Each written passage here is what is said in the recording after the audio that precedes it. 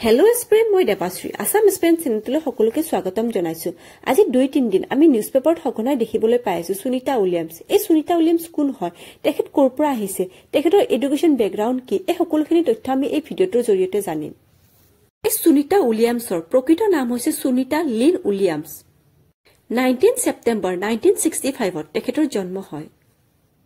তেখেতৰ পিতৃৰ নাম হৈছে দীপক পাণ্ডিয়া, যিজন অৰিজিনেলি ইণ্ডিয়ান হয়। সুনিতা উইলিয়ামছে 1987ত ইউনাইটেড ষ্টেট অফ নেভি একাডেমীৰ পৰা বেচেলাৰ ডিগ্ৰী লাভ কৰে। 1995ত তেখেতে ফ্লৰিডা ইনষ্টিটিউট অফ টেকনলজিৰ পৰা ইঞ্জিনিয়াৰিঙত মাষ্টাৰ ডিগ্ৰী লাভ কৰে। সুনিতা উইলিয়ামছে তেখেতৰ প্ৰথম জীৱনৰ কেৰিয়াৰ হিচাপত US নেভি অফিচাৰ হিচাপত USত জইন কৰে আৰু 1998ত নাছাৰ এষ্ট্ৰনমি হিচাপত তেখেতক চিলেক্ট কৰা হয়। এই সুনিতা উইলিয়ামছে মহাকাশত লংগেষ্ট টাইম স্পেণ্ড কৰা ওমেন হিচাপত তোমাৰ ৰেকৰ্ড ছেটআপ কৰে।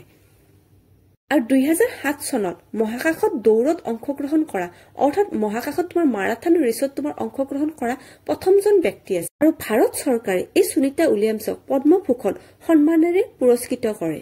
2024 তেখেতে ব্লুইং Starliner crewed flight testing এই মিছনত তেখেতে পাৰ্টিচিপেট কৰিছিলে। এই মহাকাশ যানখন 9 দিনৰ বাবে মহাকাশলৈ যাত্ৰা কৰিছিলে।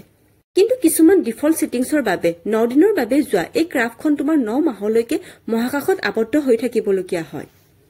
ভাল খবৰ এই যে নাছাই সুনিতা উইলিয়ামছ সহ বাকী সকলোখিনি এষ্ট্ৰনটক পৃথিৱীলৈ ঘূৰাই আনিবলৈ সক্ষম হৈছে। আৰু সদায় নতুন নতুন এটা তথ্য পাবৰ বাবে মোৰ চেনেলটোক ছাবস্ক্ৰাইব কৰি দিবা। আজিলৈকে থৈছো, বাই।